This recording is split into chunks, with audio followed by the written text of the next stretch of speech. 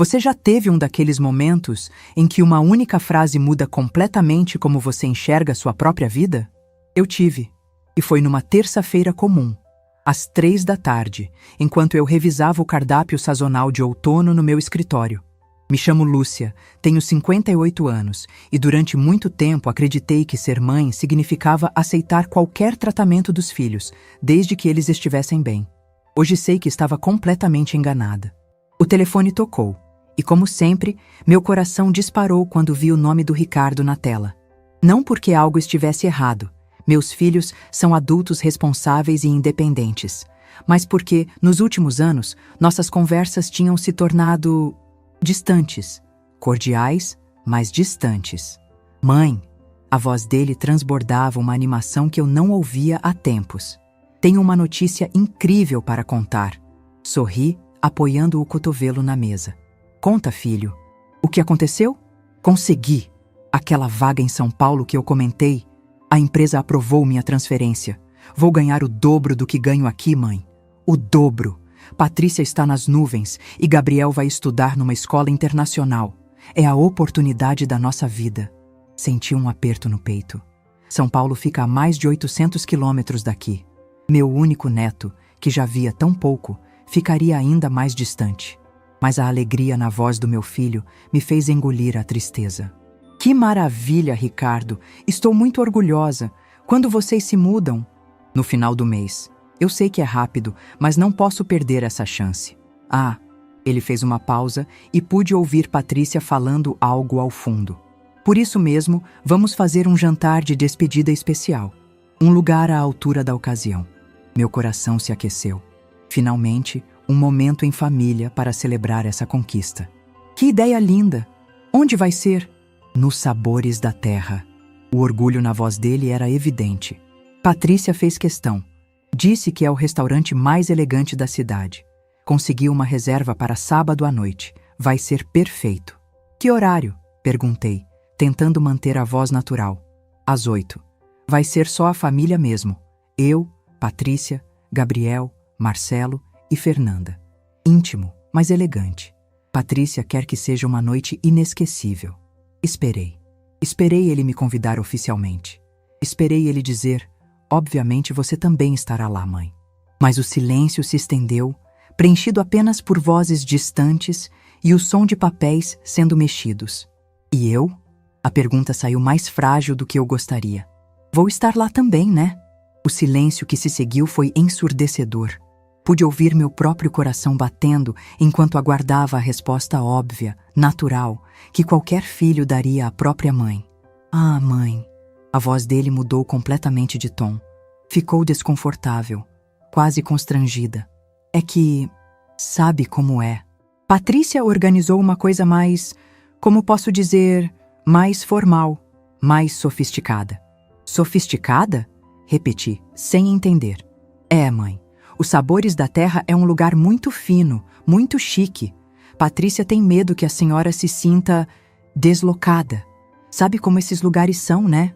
Todo mundo bem vestido, conversas sobre arte, vinhos caros. Talvez seja melhor a senhora não ir. Pode ser meio constrangedor. As palavras dele ecoaram no meu ouvido como um eco distorcido. Constrangedor. Deslocada. Medo que eu me sentisse inadequada. Meu próprio filho, que criei com tanto amor e dedicação, estava me dizendo que eu não tinha classe suficiente para frequentar um restaurante elegante. Constrangedor para quem, Ricardo? A pergunta saiu mais fria do que pretendia. Não é nada pessoal, mãe. É só que, bem, a senhora entende. São ambientes diferentes. Patrícia sugeriu que talvez a gente pudesse almoçar no domingo, num lugar mais adequado ao perfil da senhora. Um lugar onde a senhora se sinta mais à vontade. Perfil da senhora. À vontade. Como se eu fosse uma criança que precisava ser protegida de situações adultas. Como se eu fosse inadequada para conviver com pessoas refinadas. Entendo. Minha voz saiu controlada, mas sentia o sangue fervendo nas veias. Então vocês acham que eu não tenho classe suficiente para os Sabores da Terra. Mãe, não é isso. É só que... Olha... A senhora é incrível do jeito que é. Mas são mundos diferentes, né? A senhora com suas lanchonetes, trabalhando desde cedo, com aquele jeito mais simples. Não tem nada de errado nisso, mas numa ocasião assim, com os amigos de Patrícia, pessoas mais... Você entende? Pessoas mais o quê? Mais importantes? Mais educadas? Mais dignas de respeito? Claro que entendo, filho. As palavras saíram calmamente, mas por dentro eu estava demolida. Vocês se divirtam. A senhora não está chateada, né, mãe? É que a Patrícia fica nervosa com essas coisas. E eu quero que seja uma noite perfeita.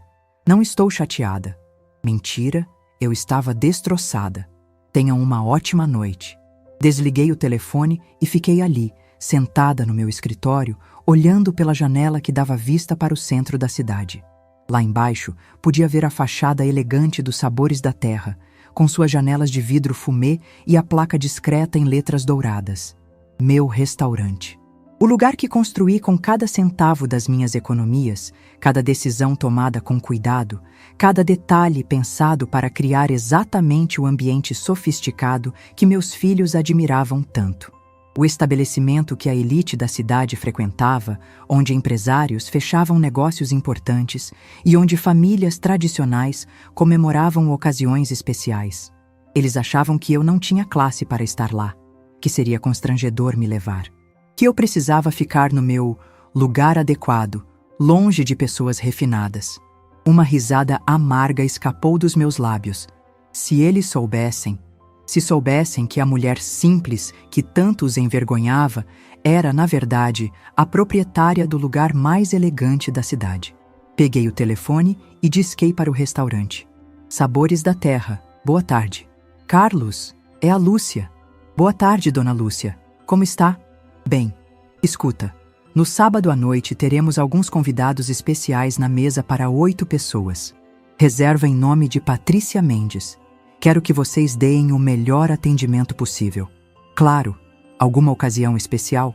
Sorri, mas não foi um sorriso feliz. Digamos que será uma noite de grandes revelações. Naquela tarde, tomei uma decisão que mudaria para sempre a dinâmica da nossa família. No sábado, eu estaria nos Sabores da Terra. Não como a mãe inadequada que devia ficar em casa, mas como a proprietária do estabelecimento. Era a hora de meus filhos descobrirem quem realmente era a mulher que eles tanto subestimavam. Depois daquela ligação, passei a noite inteira acordada, repassando na memória como cheguei até aqui. Como uma mulher que começou vendendo salgados na porta de casa se tornou proprietária do restaurante mais sofisticado da cidade. E por que seus próprios filhos não conseguiam enxergar isso? A história começou há mais de 30 anos, quando Roberto sofreu o acidente que mudou o rumo da nossa família para sempre. Ele trabalhava como supervisor numa fábrica de peças automotivas, um emprego estável que nos dava uma vida simples, mas digna. Até aquela manhã de setembro, quando uma empilhadeira perdeu o freio e prensou sua perna contra uma parede. As cirurgias salvaram a perna, mas não salvaram o emprego. A lesão deixou sequelas que o impediam de ficar muito tempo em pé. A indenização da empresa cobriu as despesas médicas, mas não nossa subsistência. De uma hora para outra, eu me vi como a única fonte de renda de uma família com 2 crianças pequenas. Ricardo tinha 6 anos, Marcelo 4. 2 crianças cheias de energia e sonhos, que mereciam ter as mesmas oportunidades que qualquer outra criança. Eu não ia deixar a situação nos derrubar. Foi Roberto quem me deu a ideia. Lúcia, você faz os melhores salgados da vizinhança. Por que não tenta vender? No início, foi só um teste. Fiz uma fornada de coxinhas e risoles numa quinta-feira e levei para vender na porta da escola dos meninos. Em 2 horas, tinha vendido tudo. Na sexta, dobrei a quantidade. Mesmo resultado. Percebi que tinha encontrado mais que uma fonte de renda. Tinha descoberto um talento natural para os negócios. Comecei pequeno, mas com ambição. Acordava às 4 da manhã para preparar os salgados. Vendia na escola pela manhã, nos escritórios da região na hora do lanche e nas casas dos vizinhos à tarde. Os primeiros meses foram duros. Meus pés inchavam de tanto caminhar. Minhas mãos ficavam calejadas de tanto sovar massa. Mas cada nota de dinheiro que entrava era uma vitória. E os meninos viam tudo isso. Viam minha determinação, meu esforço, minha recusa em me vitimizar. Mãe, por que a senhora trabalha tanto? Ricardo me perguntou uma noite, quando me viu contando as moedas da venda do dia. Porque quero que vocês tenham um futuro melhor, meu amor. E futuro melhor a gente constrói com trabalho. Depois de 1 ano vendendo nas ruas, juntei coragem e dinheiro suficiente para alugar um pontinho comercial. 20 metros quadrados num bairro popular, mas era meu. Nossa primeira lanchonete nasceu ali, com 2 mesas pequenas, um balcão de madeira que Roberto fez com as próprias mãos e muito sonho. O segredo do sucesso não era só a comida, era o atendimento. Eu conhecia cada cliente pelo nome, sabia o que gostavam de comer, perguntava sobre a família. Transformei aquele espacinho numa extensão da minha própria casa, onde as pessoas se sentiam acolhidas. Ricardo e Marcelo cresceram ali dentro. Faziam lição de casa numa mesinha nos fundos, ajudavam a servir refrigerante quando ficaram maiores, aprenderam desde cedo o valor do trabalho e da dedicação. Mas nunca foram obrigados a trabalhar. Era uma escolha deles ajudar, uma forma de participar do nosso sonho familiar. Um dia vou ter um restaurante maior que este, Ricardo disse aos 10 anos, olhando ao redor da pequena lanchonete. Vai sim, filho, mas não se esqueça de onde tudo começou. Em 5 anos, a primeira lanchonete estava tão bem que consegui abrir uma segunda, depois uma terceira. Não era expansão desenfreada, era crescimento planejado, cada passo dado com cuidado. Eu estudava o mercado, analisava a concorrência, escolhia pontos estratégicos. Os meninos estudavam em escola particular, faziam curso de inglês, tinham roupas bonitas e brinquedos. Mas nunca foram mimados. Sabiam que tudo aquilo vinha do nosso trabalho conjunto. Roberto, mesmo limitado fisicamente, cuidava da parte administrativa. Eu gerenciava as operações. E os meninos contribuíam sendo estudantes exemplares. Mãe, a senhora é a mulher mais inteligente que eu conheço, Marcelo me disse aos 12 anos, quando expliquei para ele como funcionava o controle de estoque. Inteligência sem trabalho não vale nada, meu filho. E trabalho sem inteligência é só cansaço. Quando Ricardo completou 15 anos, eu já tinha estabelecido uma regra clara. Educação em primeiro lugar, mas responsabilidade também. Eles ganhavam mesada, mas tinham obrigações. Notas ruins significavam redução da mesada. Bom comportamento era recompensado. Aprendi que criar filhos independentes não era dar tudo, era ensinar a conquistar. Por que a senhora não descansa um pouco? Ricardo me perguntou aos 16, vendo-me revisar os números das lanchonetes numa noite de domingo. Porque o dinheiro que pago sua escola não vem do céu, filho. Vem do meu suor. E enquanto eu puder trabalhar para dar o melhor para vocês, vou trabalhar. Ele assentiu sério. Naquela época, ele entendia, valorizava, respeitava. Quando se formaram no ensino médio, os dois passaram em universidades públicas. Mas eu fiz questão de bancar cursos preparatórios, material didático, tudo o que precisassem. Não porque tinha obrigação, mas porque acreditava no potencial deles. Mãe, não precisa pagar apartamento perto da faculdade, Ricardo disse quando passou em administração. Posso morar aqui e ir de ônibus. Não, filho. Educação é investimento e eu invisto no que vale a pena. Paguei o apartamento dos dois, mas com condições claras. Notas altas, formatura no prazo e, uma vez formados, independência financeira total. Não estava criando filhos dependentes, estava formando homens capazes. E funcionou. Ambos se formaram com honras, conseguiram empregos excelentes, construíram suas próprias carreiras. Quando se casaram, já eram completamente independentes. Eu havia cumprido meu papel de mãe. Dar as ferramentas, não a vida toda de bandeja. Mas em algum lugar no meio desse processo, alguma coisa mudou. Não sei se foi a influência das esposas, se foi o sucesso financeiro deles, ou se foi simplesmente o esquecimento de onde vieram. Eles pararam de ver minha luta como motivo de orgulho e começaram a ver como motivo de constrangimento. A mulher que trabalhou como uma guerreira para dar-lhes o melhor se tornou, aos olhos deles, apenas uma mulher simples, inadequada para seus novos círculos sociais. Mas eles esqueceram de uma coisa importante. A mesma determinação que me fez começar vendendo salgados na rua foi a que me levou muito além do que eles imaginavam. E no sábado à noite, eles descobririam exatamente até onde essa determinação me trouxe. A primeira vez que vi Patrícia, soube que ela seria um problema. Não pela beleza. Ela era realmente linda, com aquele cabelo loiro impecável e postura de quem frequentou boas escolas. O problema estava no olhar.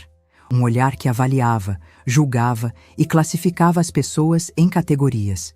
Ricardo tinha 23 anos quando a trouxe para conhecer a família. Recém-formado, emprego novo numa empresa de consultoria, cheio de sonhos e planos. Ela tinha a mesma idade, mas carregava nas costas o peso de um sobrenome tradicional da cidade. "Mãe, quero apresentar a Patrícia", ele disse naquele domingo de almoço, os olhos brilhando de paixão jovem. Ela entrou na nossa casa como quem entra num museu, olhando tudo com curiosidade antropológica. Cumprimentou-me com um sorriso educado, mas distante. "Muito prazer, Dona Lúcia. Ricardo fala muito da senhora." Durante o almoço, observei como ela se comportava. Elogiou a comida com surpresa exagerada, como se não esperasse que alguém como eu soubesse cozinhar bem.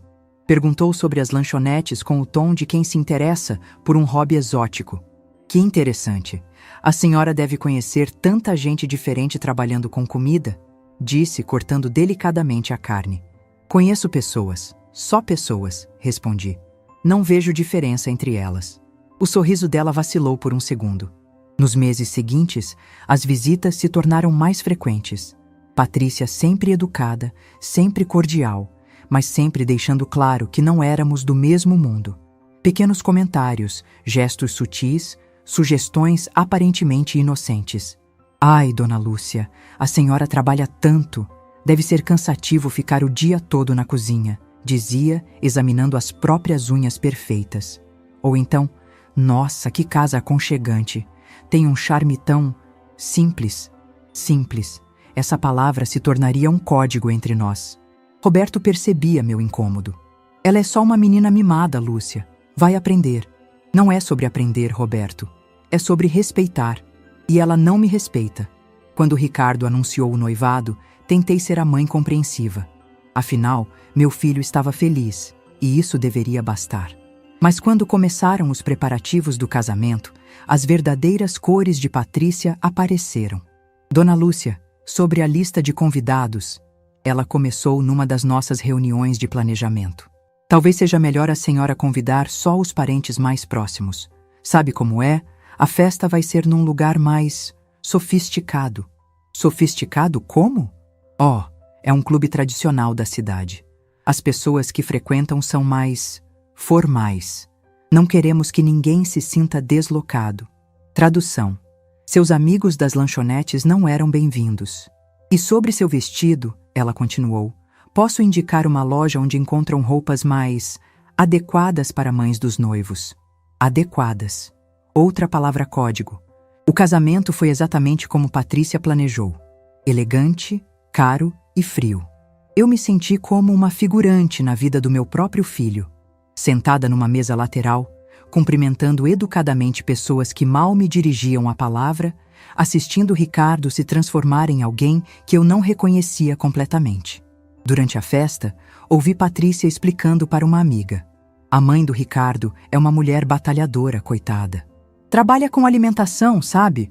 Muito esforçada, mas claro que não teve as mesmas oportunidades que a gente. Coitada. Esforçada. Como se eu fosse um caso de caridade. 2 anos depois, foi a vez de Marcelo se apaixonar. Fernanda era diferente de Patrícia. Professora do ensino fundamental, origem mais simples, sem a arrogância aristocrática da cunhada. No início, achei que seria diferente. E foi.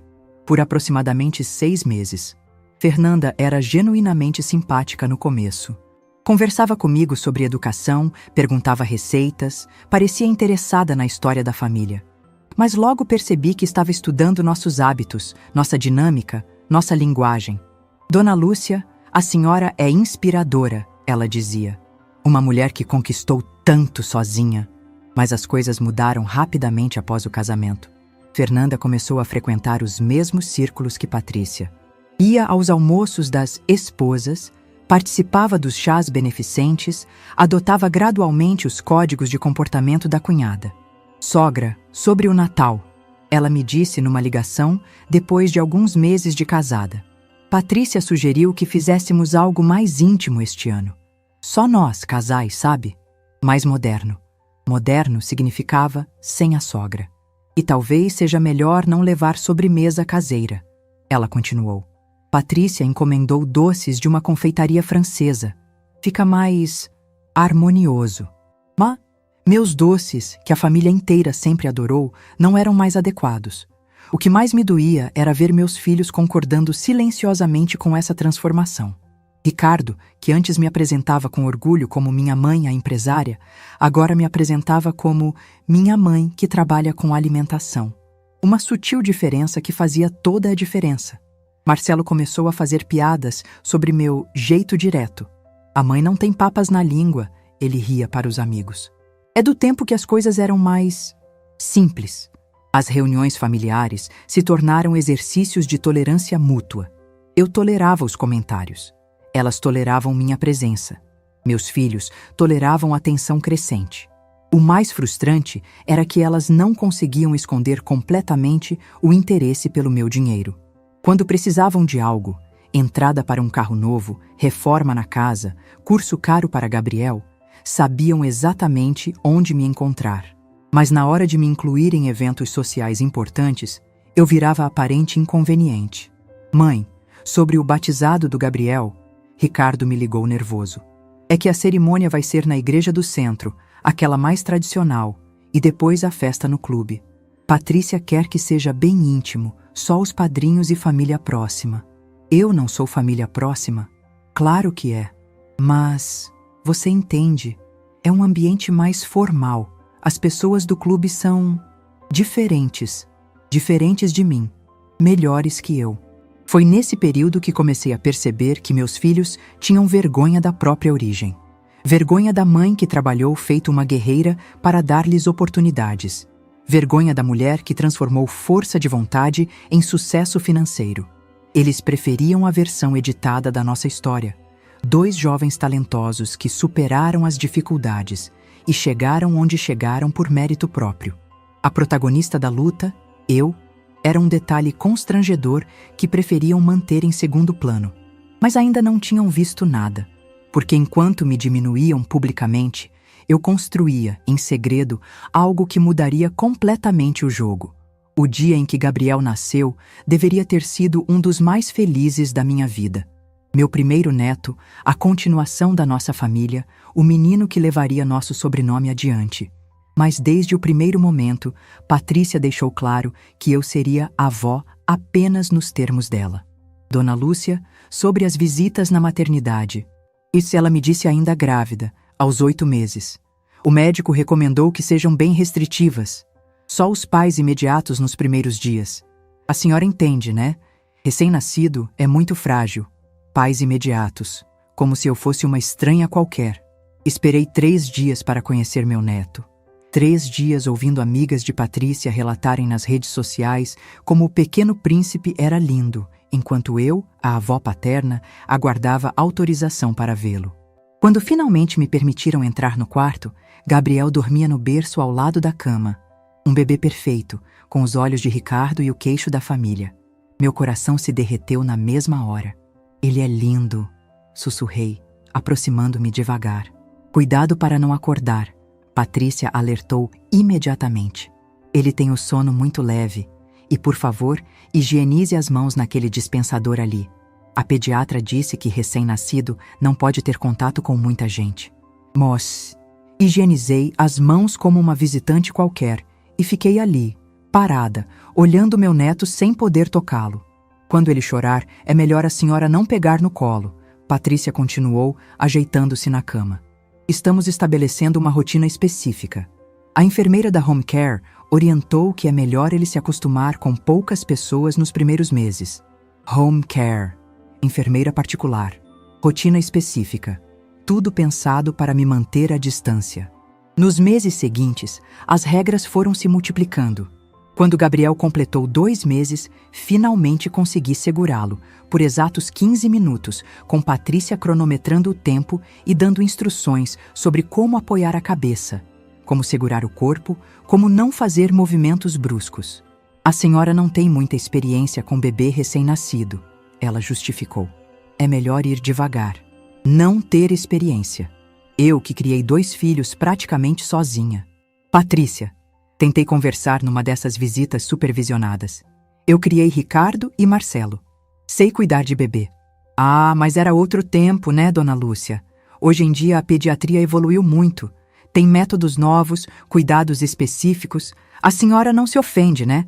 É só que queremos fazer tudo certinho. Métodos novos. Como se amor de avó tivesse prazo de validade. Quando Gabriel fez 6 meses, as visitas foram organizadas com agenda prévia.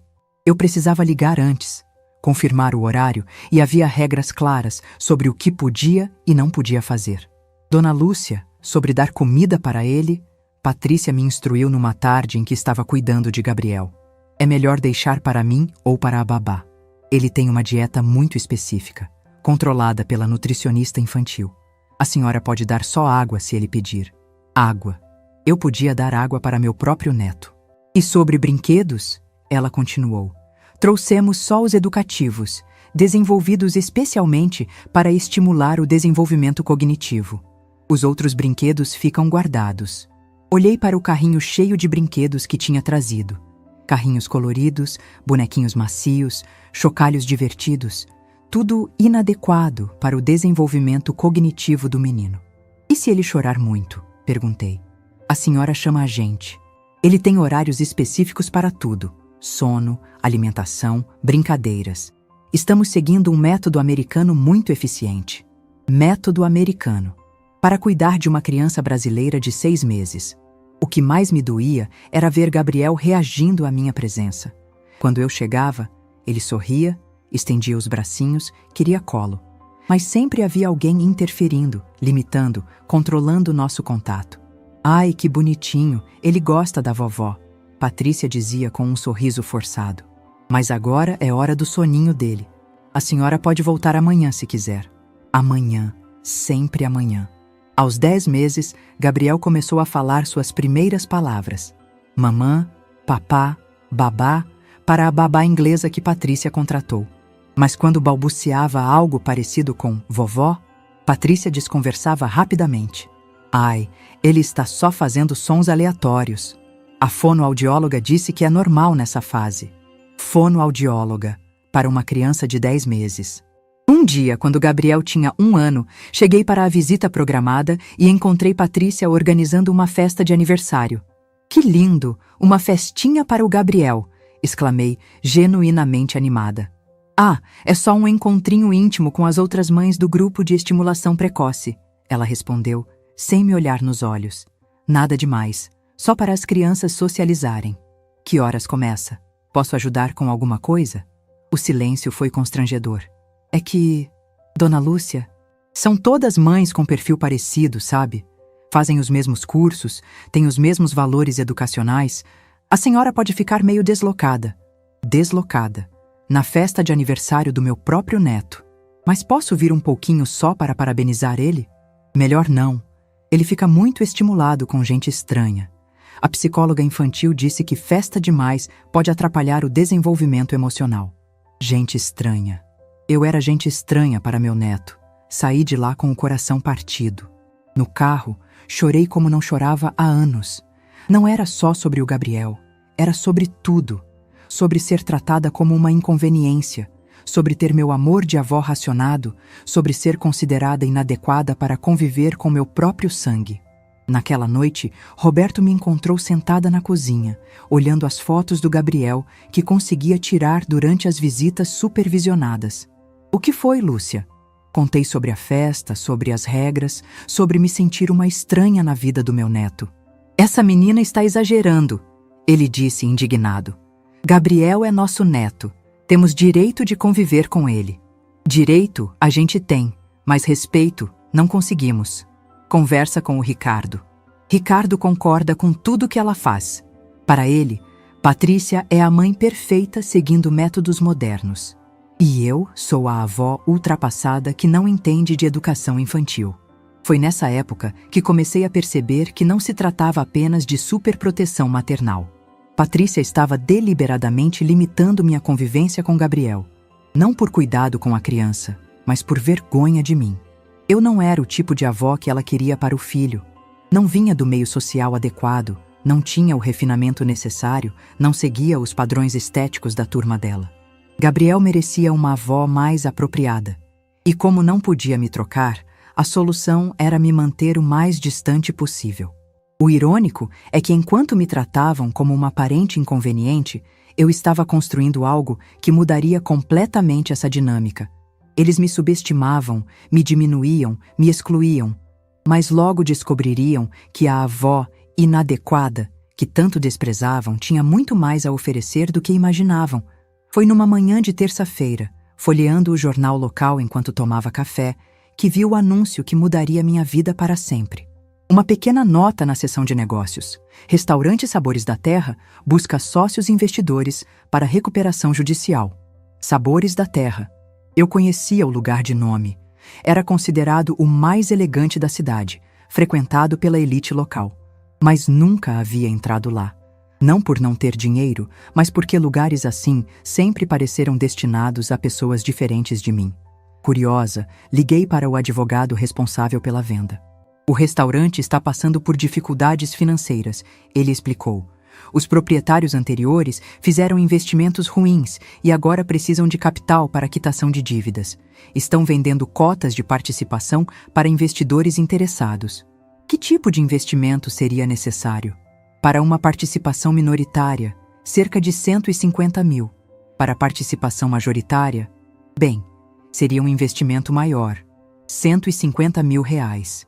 Era exatamente o valor que eu tinha guardado numa aplicação separada, fruto de anos de economia rigorosa das lanchonetes. Dinheiro que estava reservado para uma emergência ou aposentadoria futura. Posso visitar o estabelecimento? Claro. Quando a senhora gostaria de ir? Hoje à tarde. Naquela mesma tarde, dirigi até o centro da cidade com uma mistura de nervosismo e curiosidade. Os Sabores da Terra ficava numa esquina nobre, num casarão antigo restaurado com muito bom gosto. A fachada era discreta, mas elegante, com janelas amplas e uma entrada que impunha respeito. O advogado me recebeu na porta e me conduziu para dentro. O que vi me deixou sem palavras. O restaurante era simplesmente deslumbrante. Pé direito alto, lustres de cristal, mesas com toalhas de linho branco, cadeiras estofadas em couro. A decoração misturava clássico e moderno com uma sofisticação que eu nunca havia visto de perto. A cozinha, que pude observar através de portas de vidro, era equipada com fornos profissionais e equipamentos de última geração. Como um lugar assim pode estar falindo? Perguntei, impressionada.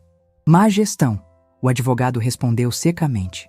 Os antigos proprietários gastaram além da conta com reformas, contrataram muitos funcionários e não conseguiram manter o fluxo de caixa. O restaurante em si é excelente. O problema foi administrativo.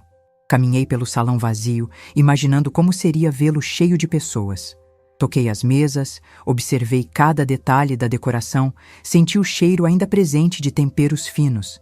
Havia algo naquele lugar que me chamava profundamente. Posso ver os números? Claro, mas preciso avisá-la que é um investimento de risco. Levei os documentos para casa e passei a noite inteira estudando planilhas, balanços, projeções.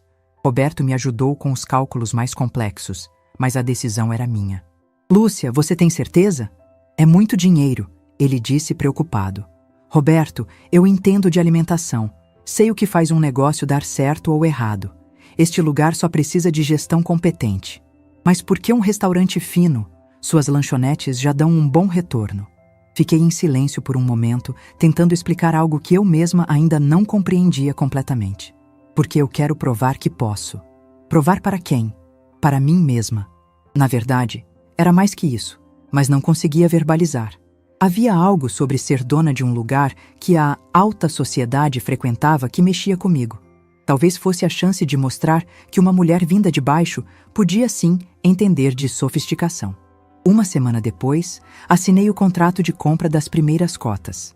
50 mil reais por uma participação de 20%. Era meu primeiro passo numa jornada que ainda não sabia onde ia dar. Os primeiros meses foram de aprendizado intenso. Eu observava tudo. Como os funcionários atendiam, como os pratos eram preparados, como os clientes se comportavam. Era um mundo completamente diferente das minhas lanchonetes. mas os princípios básicos eram os mesmos: qualidade, atendimento e gestão eficiente. Dona Lúcia, o chefe me disse numa das minhas visitas, a senhora tem um olho muito bom para isso. Suas sugestões estão funcionando. Eu havia sugerido pequenos ajustes no cardápio, pratos mais elaborados, mas com ingredientes mais acessíveis, algumas opções que ampliavam o público sem perder a sofisticação. E estava funcionando. Em 6 meses, o restaurante já mostrava sinais de recuperação. Em 1 ano, estava operando no azul. Foi quando os outros sócios me procuraram. Gostaríamos de vender nossas participações, um deles me disse. A senhora tem interesse em assumir o controle total? Tinha todo o interesse do mundo. Usei o dinheiro das lanchonetes, peguei um empréstimo bancário e, aos poucos, fui comprando todas as cotas. Em 2 anos, os Sabores da Terra era completamente meu. A transformação que promovi foi gradual, mas profunda. Mantive a elegância e sofisticação, mas trouxe minha experiência em gestão e atendimento. Treinei a equipe para ser acolhedora sem perder a classe. Reformulei processos para otimizar custos, criei eventos especiais que atraíam novos clientes. O que mais me orgulhava era ter conseguido manter o padrão alto sem perder a essência acolhedora que sempre foi minha marca. Os Sabores da Terra continuava elegante, mas agora tinha alma. Como a senhora conseguiu transformar este lugar? Carlos, o maître que contratei, me perguntou um dia. Elegância não é sobre dinheiro, Carlos. É sobre cuidado com os detalhes e respeito pelas pessoas. Em 3 anos, os Sabores da Terra havia se tornado o restaurante mais procurado da cidade. Empresários fechavam negócios ali, famílias tradicionais comemoravam aniversários, jovens casais pediam namoradas em casamento. Era o lugar onde a elite local se encontrava. E durante todo esse tempo, mantive o segredo absoluto da família. Para eles, eu continuava sendo apenas a dona das lanchonetes. Quando perguntavam sobre meus horários ou compromissos, eu dizia que estava expandindo os negócios ou cuidando de fornecedores. Mãe, a senhora anda muito ocupada ultimamente, Ricardo comentou num almoço de domingo. Negócios exigem dedicação, filho.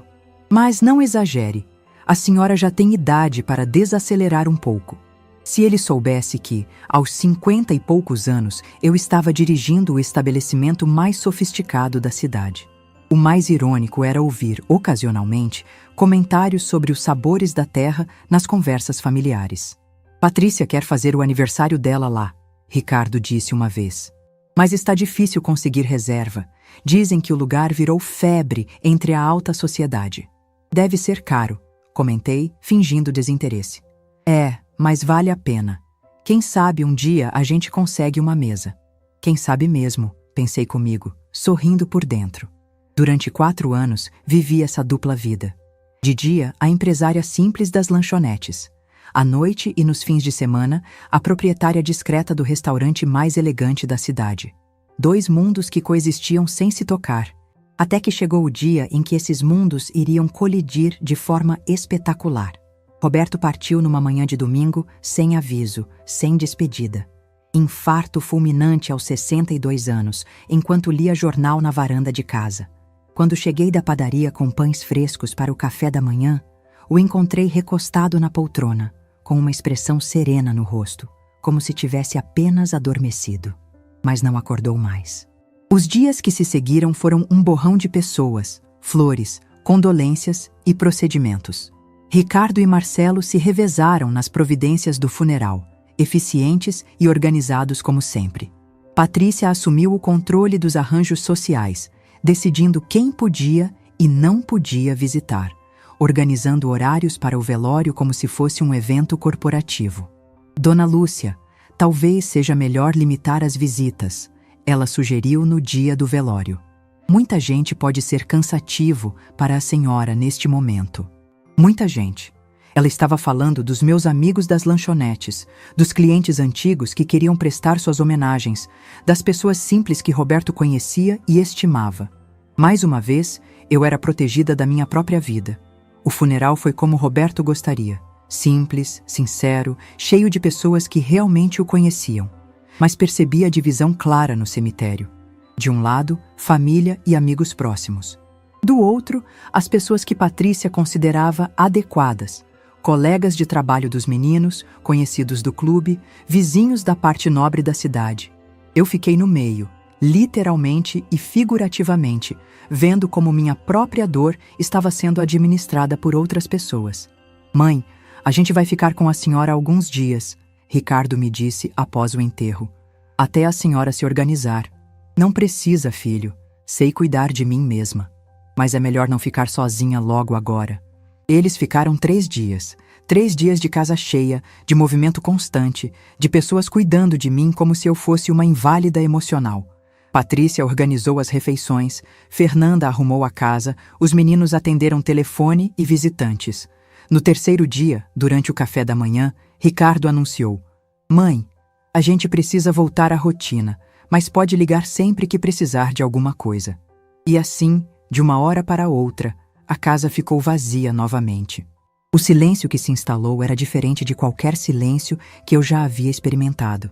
Não era apenas ausência de som, era ausência de Roberto, de sua presença, de sua risada baixa, de seus comentários sobre o jornal.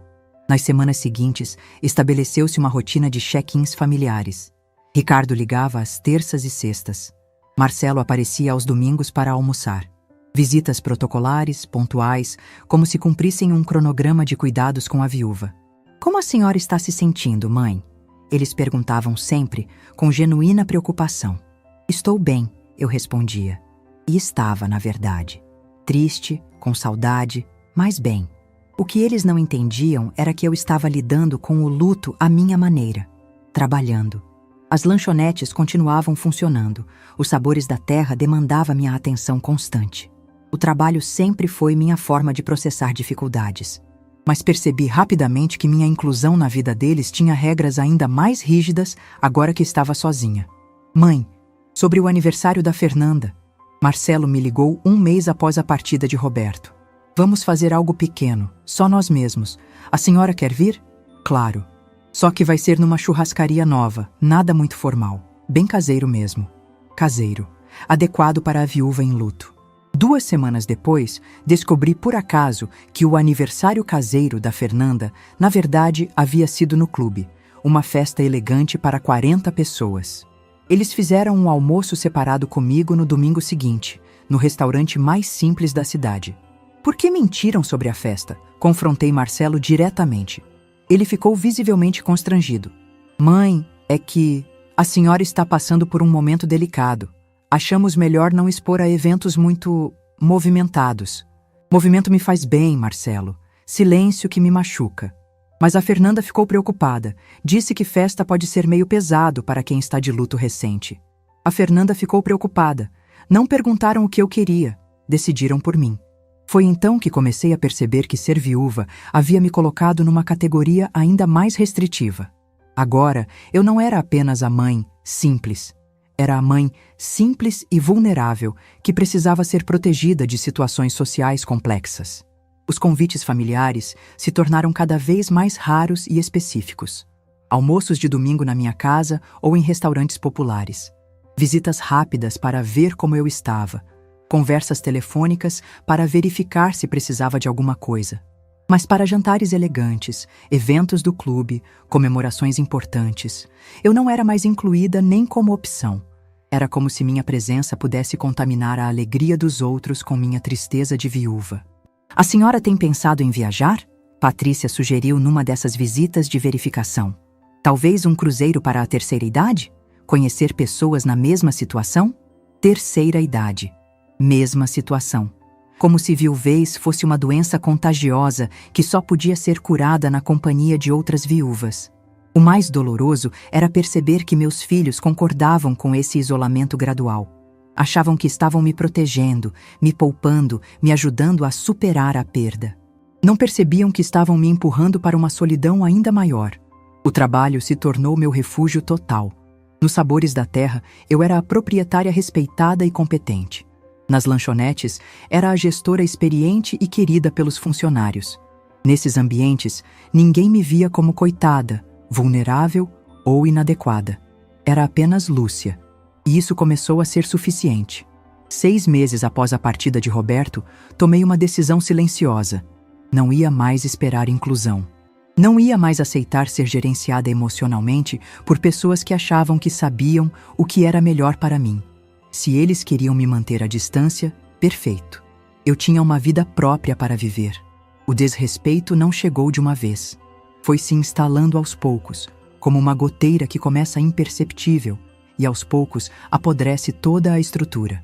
Nos meses que se seguiram à partida de Roberto, percebi que minha opinião havia se tornado ainda mais irrelevante para meus próprios filhos. A primeira vez que realmente me dei conta foi durante uma discussão sobre a educação de Gabriel. Ele estava com 3 anos e Patrícia queria colocá-lo numa escola bilíngue caríssima. Não sei se é necessário, comentei durante um almoço de domingo. Criança dessa idade precisa mais de carinho e brincadeira que de método intensivo. Patrícia e Ricardo trocaram um olhar que não conseguiram disfarçar. Ai, dona Lúcia, Patrícia suspirou com paciência forçada. A senhora não entende como funciona a educação moderna. Hoje em dia, quanto mais cedo a criança é estimulada, melhor. É ciência comprovada. Eu criei 2 filhos que se formaram e têm carreiras sólidas. Mas era outra época, né, sogra? Fernanda se intrometeu com um sorriso condescendente. As exigências do mercado mudaram muito. Hoje precisa estar sempre um passo à frente. A senhora pode não entender essas questões mais complexas, Ricardo adicionou, e sua voz carregava uma paciência irritante, como se falasse com uma criança teimosa. Educação infantil evoluiu muito desde que a senhora nos criou. Questões mais complexas, como se eu fosse incapaz de compreender conceitos básicos sobre educação. Ricardo, eu dirijo 3 negócios há décadas. Acho que consigo entender questões complexas. Claro, mãe. Mas uma coisa é administrar lanchonetes. Outra coisa é pedagogia moderna. São áreas diferentes. A forma como ele disse lanchonetes deixou claro que considerava meu trabalho algo menor, menos intelectual, menos sofisticado. As reuniões familiares se tornaram exercícios de tolerância. Quando eu expressava qualquer opinião sobre política, economia, educação ou qualquer outro assunto, recebia sorrisos educados e mudanças rápidas de tópico. A inflação está complicando muito o custo dos ingredientes, comentei uma vez, tentando participar de uma conversa sobre economia. Ai, mãe, essas coisas macroeconômicas são mais complicadas, Marcelo respondeu com um sorriso patronizante. Não é só sobre preço de farinha, sabe? Preço de farinha. Como se meu entendimento de economia se limitasse a compras no mercado. O que mais me incomodava era a vergonha mal disfarçada que eles sentiam quando precisavam me apresentar para pessoas do círculo social deles. Numa tarde, encontrei Ricardo por acaso no shopping com um colega de trabalho. Ah, mãe! Ele disse visivelmente desconfortável. Este é o Paulo, meu chefe. Paulo, esta é minha mãe. Muito prazer, dona Lúcia, respondi, estendendo a mão. Minha mãe trabalha com alimentação. Ricardo se apressou a explicar, como se precisasse justificar minha existência. Trabalha com alimentação. Não é empresária ou tem seus próprios negócios? Trabalha com alimentação, como se eu fosse uma funcionária de restaurante. Que interessante, Paulo respondeu educadamente. Deve ser um trabalho muito honesto. Honesto. A palavra que pessoas educadas usam quando não conseguem pensar em nada elogioso para dizer. As exclusões também se tornaram mais óbvias. Soube por comentários casuais sobre jantares importantes, dos quais não era convidada, eventos sociais onde minha presença seria inadequada, comemorações onde eu não me sentiria à vontade. Fomos no jantar de formatura do Paulo ontem, Fernanda comentou casualmente numa conversa. Que lugar lindo! Um restaurante japonês super sofisticado. Não sabia que havia formatura, respondi. Um silêncio constrangedor. Ah, é que era uma coisa bem específica, sogra. Só os colegas da turma e famílias mais... Como posso explicar?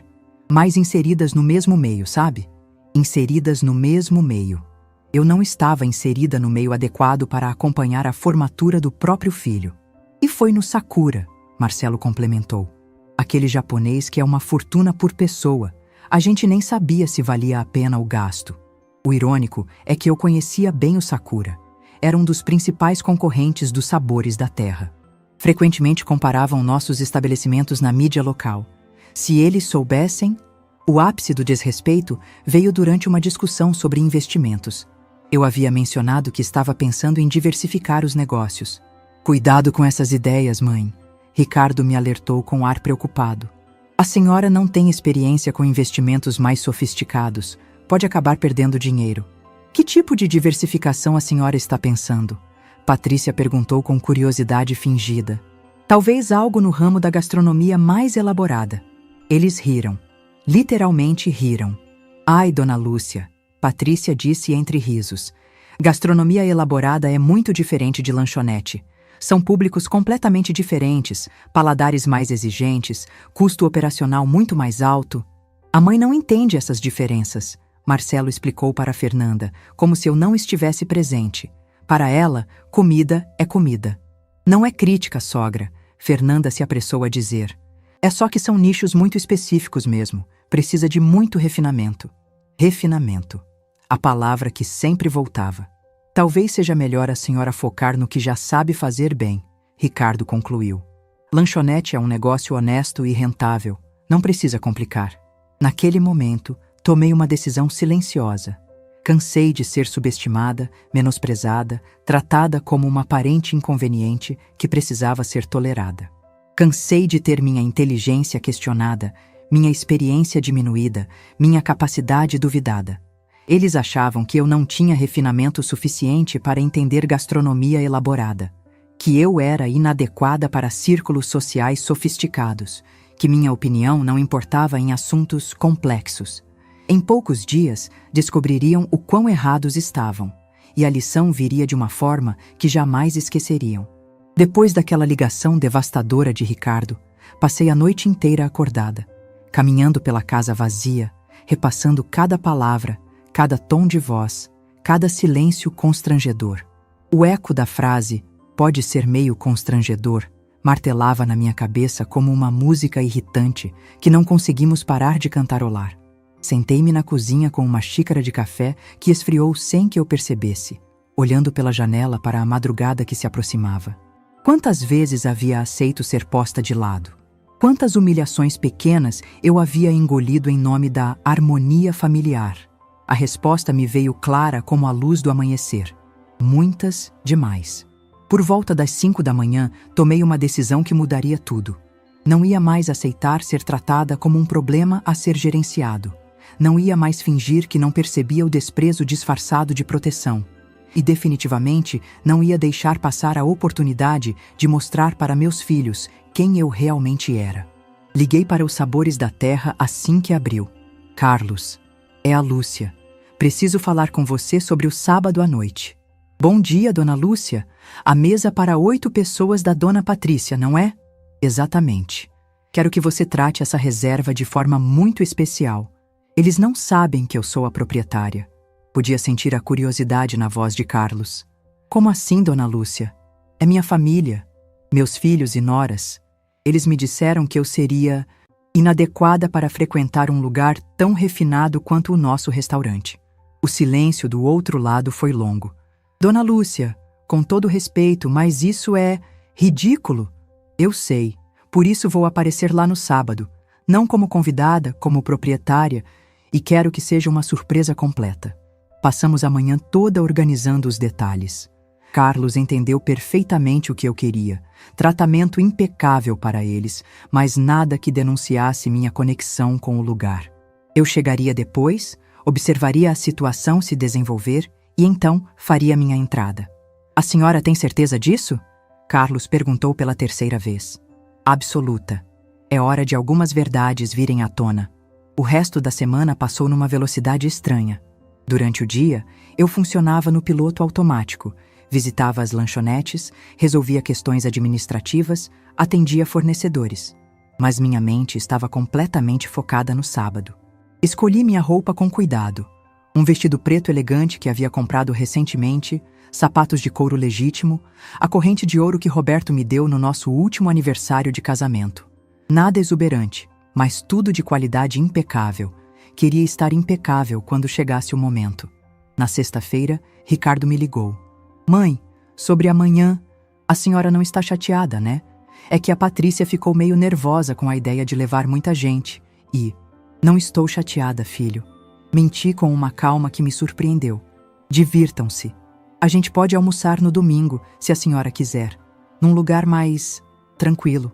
Claro, tenham uma ótima noite. Sábado chegou com um céu limpo e uma sensação de determinação que eu não sentia há anos. Passei a tarde me arrumando com cuidado, mas sem pressa. Cada gesto era deliberado, cada escolha pensada.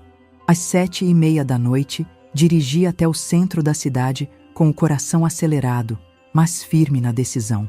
Estacionei numa rua lateral e caminhei até o restaurante, observando o movimento da noite de sábado no centro.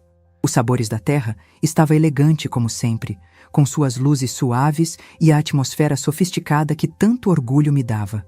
Carlos me recebeu na entrada lateral, a que utilizávamos para questões administrativas. Estão aqui desde as 8. Ele me informou em voz baixa. Mesa no centro do salão principal, como a dona Patrícia pediu.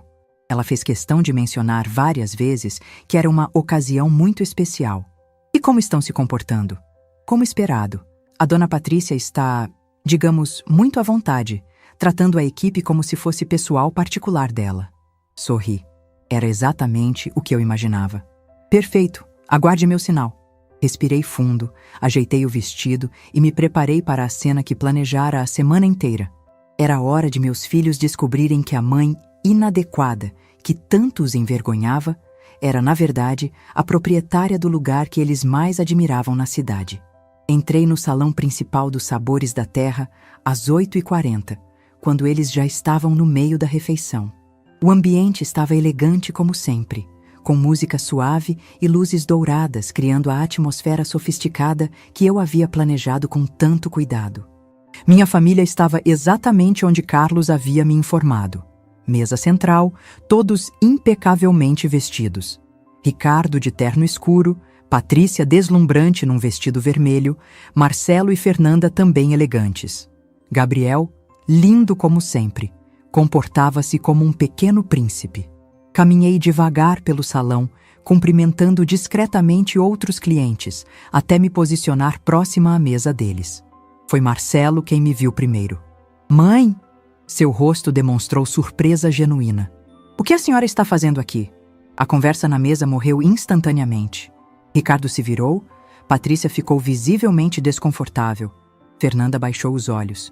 Oi, filho, vim jantar. Mas, como assim? Ricardo gaguejou. A senhora não disse que estava tudo bem não ser convidada? Sorri calmamente. Está tudo bem mesmo. Patrícia se recompôs rapidamente, forçando um sorriso. Dona Lúcia, que surpresa. Mas, bem, este lugar é meio caro, sabe? Talvez a senhora se sinta mais confortável num restaurante mais barato. Barato?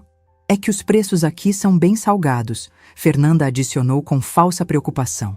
Talvez um lugar mais simples seja melhor, para não pesar no bolso da senhora. Olhei ao redor do salão que eu mesma havia decorado, para os garçons que eu treinara pessoalmente, para os detalhes que escolhera um por um. Na verdade, disse calmamente, acho que posso me dar ao luxo de jantar aqui. Mãe, não precisa se forçar, Ricardo sussurrou, claramente constrangido. A gente pode pagar para a senhora se quiser ficar. Pagar para mim? É, só dessa vez. Patrícia se ofereceu com magnanimidade forçada. Como um presente. Nesse momento, Carlos se aproximou da mesa com sua postura profissional impecável. Boa noite. Está tudo perfeito com o jantar? Está ótimo, Patrícia respondeu com ar superior. Mas talvez a minha sogra precise de uma mesa menor, num cantinho mais reservado, para não se sentir intimidada pelo ambiente. Carlos me olhou discretamente, aguardando o meu sinal. Na verdade, respondi tranquilamente, não preciso de mesa alguma. Como assim? Ricardo perguntou, confuso. Porque eu sou a proprietária deste restaurante. O silêncio que se seguiu foi absoluto. Pude ver as expressões mudando uma por uma. Confusão, incredulidade, depois o lento reconhecimento da verdade. Carlos, continuei, mantendo a voz serena. Estes são meus filhos e noras. Aqueles que acharam que eu seria inadequada para frequentar meu próprio estabelecimento. Muito prazer em conhecê-los. Carlos respondeu com profissionalismo perfeito. A dona Lúcia é uma proprietária excepcional. Transformou este lugar no restaurante mais respeitado da cidade. Patrícia empalideceu. Fernanda abriu e fechou a boca sem conseguir falar. Meus filhos me olhavam como se me vissem pela primeira vez. Isso é verdade? Ricardo conseguiu perguntar. Completamente verdade. Há 5 anos. Mas... como... Por que nunca disse nada? Sorri, mas não foi um sorriso feliz. Porque vocês nunca me perguntaram sobre meus sonhos, filhos. Só assumiram que eu não era capaz de realizá-los. A conta veio em seguida. Cortesia da casa, como Carlos explicou educadamente. Meus filhos saíram dali sabendo exatamente quem eles haviam subestimado durante todos esses anos. Nos dias que se seguiram àquela noite nos Sabores da Terra, o silêncio foi ensurdecedor. Nem Ricardo nem Marcelo me ligaram. Nenhuma visita de domingo, nenhuma checagem de rotina para ver como eu estava. Era como se eles precisassem de tempo para digerir quem eu realmente era. A primeira ligação veio de Ricardo, 5 dias depois. Mãe, eu preciso conversar com a senhora. Claro, filho. Posso ir aí em casa? Ele chegou sozinho, sem Patrícia, sem Gabriel. Sentou-se na sala onde tantas vezes havíamos conversado, mas desta vez era diferente. Ele me olhava como se tentasse decifrar um enigma. Por que nunca contou sobre o restaurante? Por que vocês nunca perguntaram sobre minha vida além das lanchonetes? Ele ficou em silêncio por um longo momento. A gente te subestimou, não foi? Subestimaram e se envergonharam. São coisas diferentes, Ricardo. Eu não sabia que sua mãe tinha ambições, que sonhava com coisas além de fazer salgados, que podia entender de sofisticação. As palavras saíram sem amargura, apenas como constatações. A Patrícia está devastada, ele continuou. Ela diz que não consegue mais olhar para o próprio reflexo. E você? Como se sente? Envergonhado. Muito envergonhado. Bem, suspirei. Pelo menos agora sabem que a mãe inadequada de vocês é proprietária do lugar que mais admiram na cidade. Mãe, me desculpa. A gente foi cruel, preconceituoso, elitista? Tudo isso. Marcelo apareceu no dia seguinte, também sozinho. A conversa foi parecida, mas ele foi mais direto. Mãe, a senhora nos fez de bobos. Não, filho, vocês se fizeram de bobos sozinhos. Mas por que esconder? Porque vocês não mereciam saber. Vocês me tratavam como uma parente constrangedora. Por que eu dividiria meus sucessos com quem sentia vergonha de mim? Fernanda me procurou uma semana depois, sozinha também. Sogra, eu queria pedir desculpas. Pelo quê, exatamente? Por tudo. Por ter te tratado como se a senhora fosse menos inteligente, menos capaz. Fernanda, você não me deve desculpas. Você foi honesta sobre o que pensava de mim. Agora eu estou sendo honesta sobre o que penso de vocês. O mais interessante foi observar como a dinâmica mudou. De repente, minha opinião voltou a ter valor. Quando eu falava sobre economia, eles escutavam. Quando sugeria algo sobre educação, levavam em consideração. A senhora podia nos ensinar sobre gestão de restaurantes, Marcelo sugeriu numa visita. Podia, mas vocês teriam que me pedir com respeito, não com condescendência. Ricardo voltou a me incluir em eventos sociais, mas agora havia algo diferente. Não era mais sobre tolerância, era sobre orgulho. Ele me apresentava como minha mãe, a empresária bem-sucedida. Gabriel começou a me visitar mais. Sem as restrições de Patrícia, nossa relação se tornou natural, carinhosa, real. Vovó, você é mais legal do que eu pensava, ele me disse numa tarde. Não sou mais legal, Gabriel. Vocês só pararam de me subestimar. A mudança mais profunda foi em mim mesma. Parei de esperar aprovação. Parei de aceitar migalhas de afeto. Estabeleci limites claros sobre como queria ser tratada. Hoje, quando olho para trás, vejo que aquela noite no restaurante não foi sobre vingança. Foi sobre dignidade. Foi sobre mostrar que ninguém, nem mesmo nossos filhos, tem o direito de nos diminuir. Aprendi que amor próprio não é egoísmo, é necessidade. E que às vezes, para sermos respeitados, precisamos parar de aceitar desrespeito. Meu nome é Lúcia, tenho 58 anos e finalmente descobri que ser mãe não significa aceitar qualquer tratamento. Significa ensinar nossos filhos a nos valorizar. E se essa história tocou seu coração, deixe seu like, se inscreva no canal e comente aqui embaixo. Sua mensagem pode iluminar o dia de alguém.